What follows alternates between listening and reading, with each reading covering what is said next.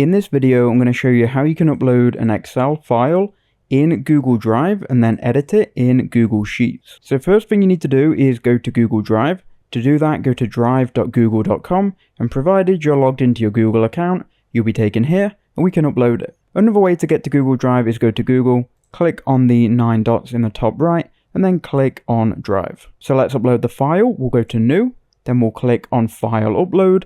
Then this File Explorer will open. We can then locate the Excel file. So here it is. We can then click on Open. Once you've done that, you'll see the progress in the bottom right hand corner. From here, you can go ahead and find it. So if you go to My Drive, you'll be able to find it here. If it's not here, it will definitely be in Recent. So click on that. And then you'll see the CSV file. Just double click on it. And then you'll see Open With at the top. Click on this downwards arrow and then select Google Sheets. Now you see it open in Google Sheets, and you can come to the top here and you can go ahead and edit this.